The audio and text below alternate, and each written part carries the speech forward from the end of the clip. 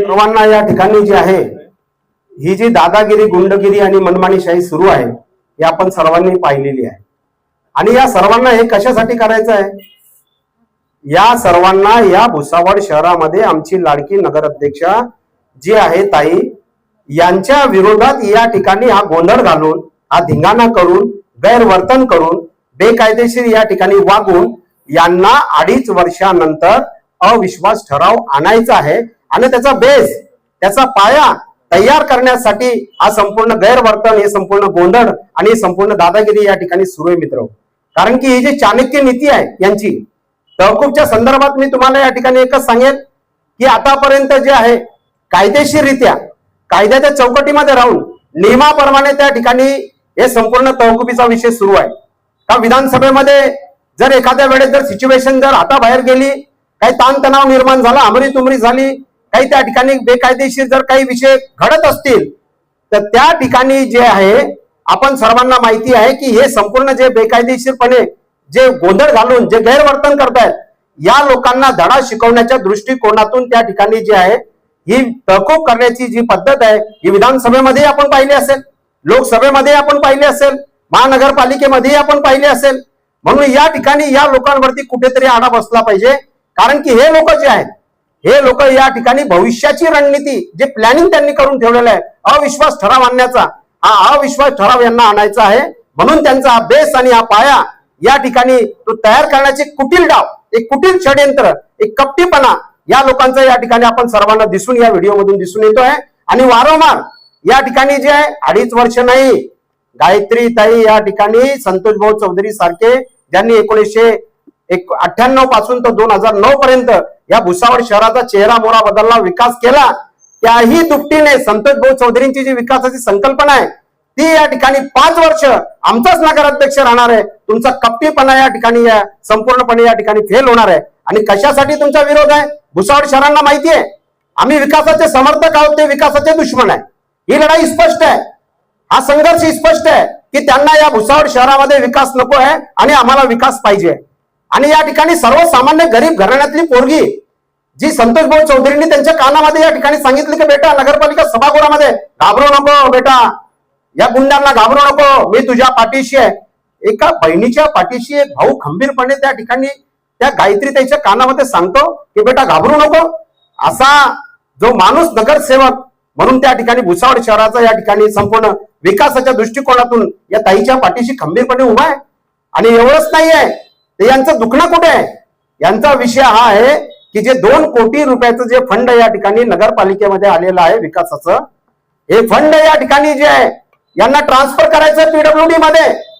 PWD मध्ये जी change system आहे ती चेंज सिस्टीम जी आहे ती त्या ठिकाणी यांचा जो लाडका नगरसेवक आहे कोयला चोर या ठिकाणी गाडवावर बसणारा हा जो नगरसेवक आहे लाडका नगरसेवक, या लाडक्या नगरसेवकाला त्या ठिकाणी ठेकेदारी द्यायची आहे. आणि त्या ठिकाणी जी यांची पार्टनरशिप आहे, पार्टनरशिप कोणाची आहे? गतिरोधक मंत्र्याची पार्टनरशिप आहे. आणि हा जो 2 कोटीचा निधी आहे तो त्या ठिकाणी वर्ग झाला पाहिजे. म्हणून यांचा या ठिकाणी जे नगरपालिका सक्षम आहे ना, कशासाठी त्या ठिकाणी आम्ही 2 कोटीचा जो निधी आहे तो त्या ठिकाणी वर्ग करायचा. तुम्हाला मलिंदा खायला, या ठिकाणी गतिरोधक मंत्र्याला पैसे खायला, तुमच्या त्या ठिकाणी जो आहे तो कोळसा चोर त्याला पैसे खायला. आणि या ठिकाणी हे जे आहे यांचा आकांड तांडव जो आहे या ठिकाणी हा निधी बळकावण्यासाठी आणि भ्रष्टाचार करण्यासाठी आणि आपल्या मर्जीतल्या ठेकेदारांना या ठिकाणी कामं देण्यासाठी हा संपूर्ण प्रकार यांचा या ठिकाणी सुरू आहे मित्रांनो. आणि म्हणून या ठिकाणी जे आहे मला तुम्ही म्हणता पाकिट मंत्री, अरे मी प्रदेश महामंत्री आहे, मी महाराष्ट्राचा प्रदेश महामंत्री, कामगार नेता, विद्यार्थी चळवळी पासून या ठिकाणी मी आलो आहे. सर्व जनता ही जी आहे माझं भुसावळ शहरामध्ये 35 वर्षापासून काम पाहते आहे. पंचायत समिती सदस्य झालो, अनेक वेळा नगरसेवक झालो, विद्यार्थी चळवळीपासून कामगार चळवळीपासून मी काम करतोय. सांगितलं ना आमच्या अनुभव खोब्रागडेंनी सांगितलं तुमच्या समोर. 30 लाख रुपयाचे बिल कोणाच्या घशात गेले? कोण आहे? कोणाचा माणूस आहे 30 लाख रुपये घेणारा?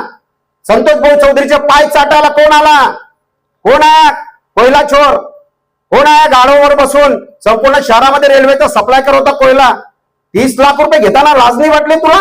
इतर सर्व नगरसेवक फक्त सयाजीराव नगरसेवकांना बीजेपीच्या तुमचे डोळे उघडा. काय चालू आहे हे सगळं बघा तुम्ही. गतिरोधक मंत्री आणि या ठिकाणी जे आहे कोयला चोर यांच्या माध्यमातून कशी मिलीभगत सुरू आहे बघा तुम्ही. या ठिकाणी तुम्ही फक्त बीजेपीचे नगरसेवक सयाजीराव आहात, म्हणजे 2 कोटी रुपये मी वाढवायचं तिकडे पीडब्ल्यूडी मध्ये, तो कोणासाठी? या कोयला चोरसाठी आणि या जे काही मलिदा खाण्यासाठी जो आहे या ठिकाणी गतिरोधक मंत्री या दोघांच्या संगनमताने. आणि तुम्ही काय करणार आहे बीजेपीचे नगरसेवक? फक्त सयाजीराव राहणार आहात का?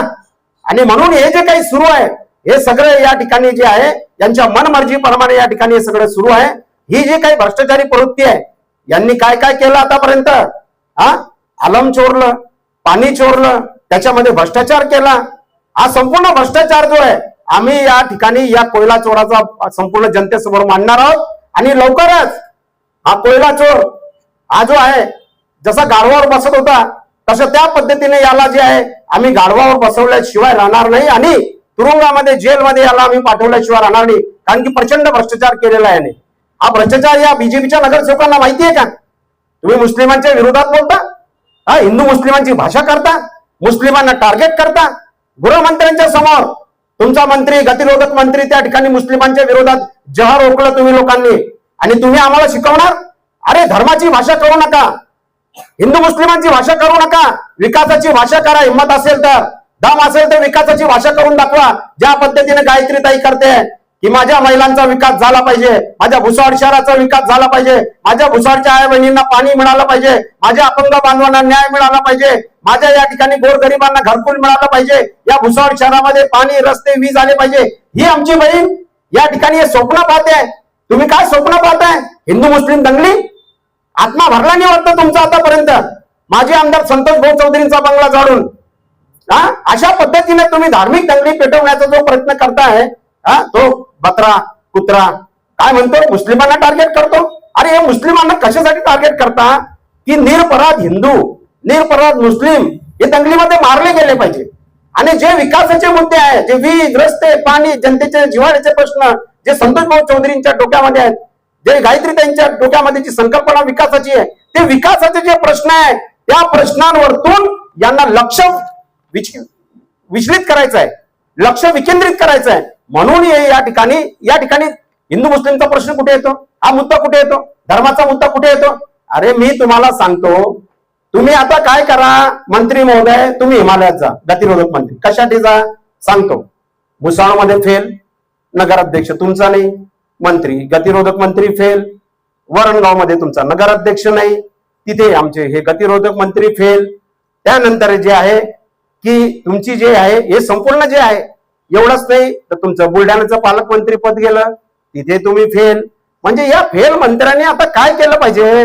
आता या ठिकाणी जे आहे इथला भुसावळचं जे आहे आमचं IT पार्क जामनेरला गेलं, तिथे तुम्ही फेल. टेक्सटाईल पार्क जिल्हा इथून गेला, कलेक्टर कचेरी इथून गेलं, तिथे तुम्ही फेल. अरे फेल मंत्री आहात तुम्ही, अरे नापास मंत्री आहात तुम्ही. आता कशासाठी तुम्ही या भुसावळ शहरामध्ये राहता? फक्त विरोध करायला, गतिरोधक करायला. जे कामं करतात त्यांना 1 रुपयाची दमडी देत नाही, फंड देत नाही, विकासाला गतिरोधक निर्माण करताय, आम्हाला जन आक्रोश करावा लागतो. अरे फेल मंत्री आहात तुम्ही एकच काम करा, नैतिक दृष्ट्या राजीनामा देऊन टाका.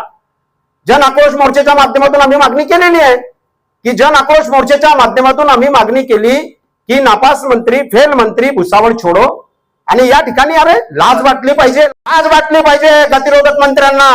हा जो कोयला चोर याला लाज वाटली पाहिजे. 30 लाख रुपये संतोष भाऊचे पाया पडून चाटून त्या ठिकाणी पाकिट भरून घेतलं. तुला लाज वाटली पाहिजे. तुम्ही भुसावळ शहराच्या विकासाला विरोध करता, भुसावळ शहराच्या जनतेशी गद्दारी बेमानी करता, आमच्याशी विश्वासघात करता आणि तुम्ही या ठिकाणी संपूर्णपणे भुसावळ शहराचे दुश्मन आहात.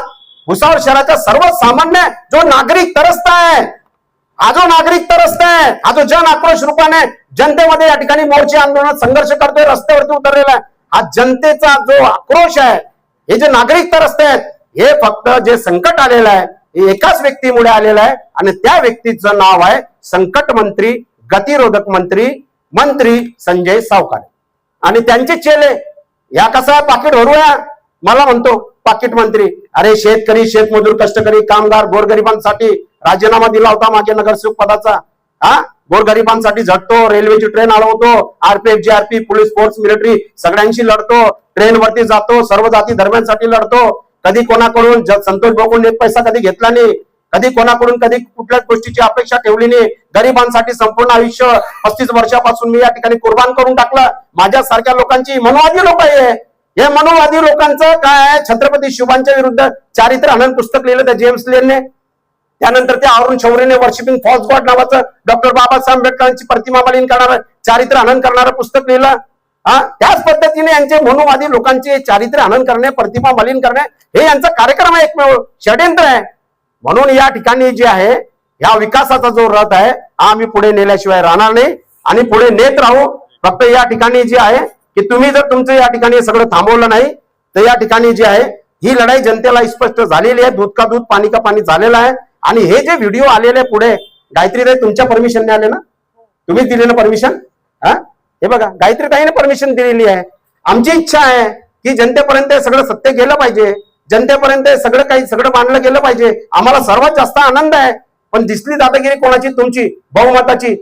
आणि हेच जे आहे हे नगर अध्यक्ष पदाच्या विरुद्ध अविश्वास ठराव आणण्यासाठी आणि पुन्हा या ठिकाणी जे आहे हे जे काही षड्यंत्र आहे हे प्री प्लॅनिंग आहे, पूर्वनियोजित आहे.